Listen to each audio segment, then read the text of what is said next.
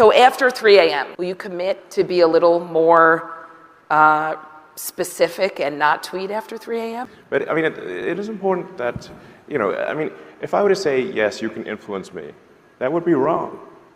That would be very wrong. Because that would be a diminishment of freedom of speech. But it is not cool to try to say what Twitter will do. And if that means losing advertising dollars, we lose it. But freedom of speech is paramount. Hey everybody, Linda Yaccarino here, class of 1980. We're not here to talk about that. We are here to talk about masking up or packing up. I promise you, we're doing good so far. Just keep your distance, get your hands washed often, get tested often, and wear your mask. That'll get us closer and closer to normal days. We are resilient. We are tough. Keep doing it. And we'll be back at Beaver Stadium before you know it. Mask up or pack up. We're almost there. Yes, taking a look at what Elon Musk did recently, it has triggered a lot of people. Is Twitter going back like it used to be? People are scared. They are skeptical if they will continue to use Twitter. According to this article published by the Daily Wire, Musk draw backlash for picking World Economic Forum leader, supporter of content moderation to run Twitter.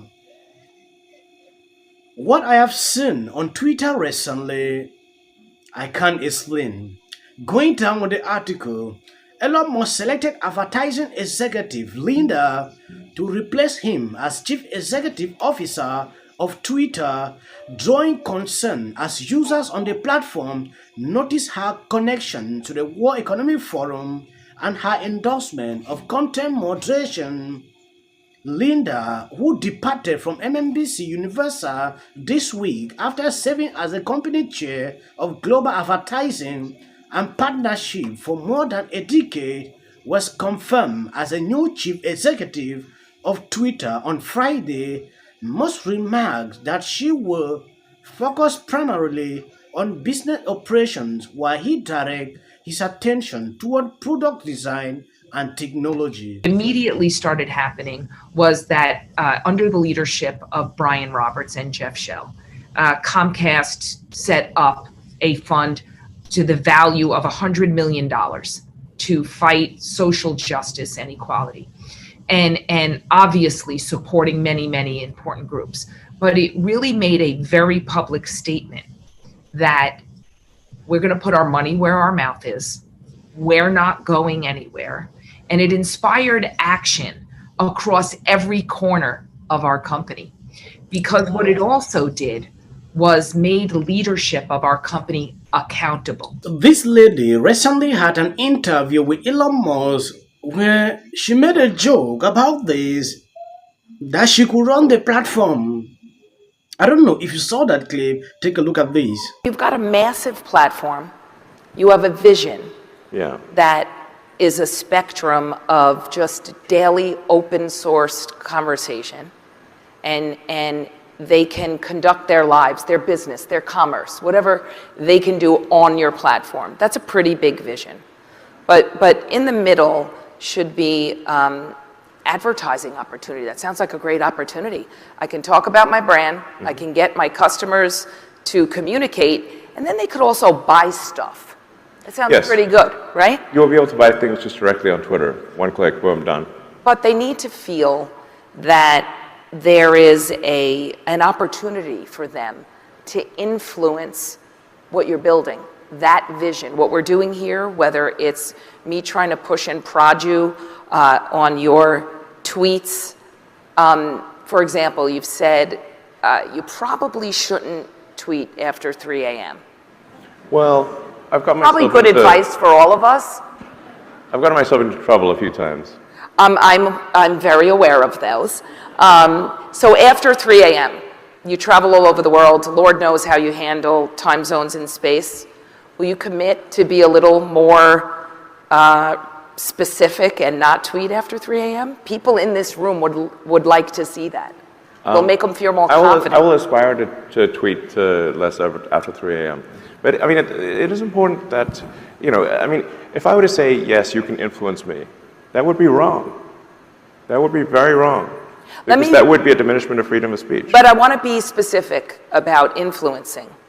It's more of an open feedback loop for the advertising experts in this room to help develop Twitter into a place where they will be excited about investing more money, product development, ad safety, content moderation. That's what the influence is.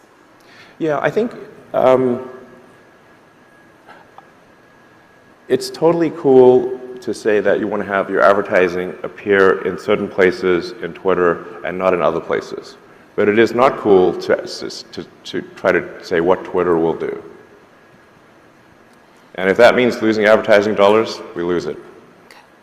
But freedom of speech is paramount.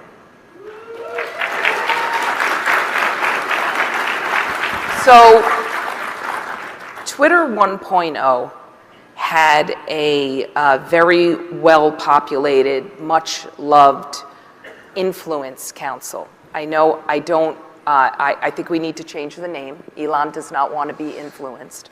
But it was really a recurring feedback loop from your key stakeholders, your advertisers, where they had recurring access or would have recurring access to you. Yes, this interview recently happened, and from the video you can see it clearly. Elon Musk said it clear that they should not influence him or tell him what Twitter should do. If it takes him to lose all the advertising people, he doesn't care. Free speech is paramount. When you look at this interview, you will conclude that Elon Musk was just so skeptical about everything. I was shocked that this same person that Elon Musk said, "Don't influence me," is now the new Twitter CEO.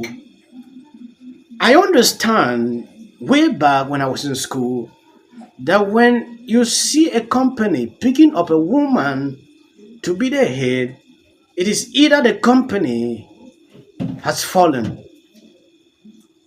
They will want a woman to rise up to rebrand everything. In this case, I see it with two different eyes. This woman would change a lot, particularly to Twitter, to bring back advertisers. We have seen that happening. Elon Musk losing advertiser because of this issue of free speech. Now bringing back this woman, she has connection to a lot of big people that will obviously come back to Twitter if she accepts the terms that they want. Removing free speech. Elon Musk said it few days ago about this fact checking on Twitter. Like when you say something that is not right, immediately you will see that under your Twitter note.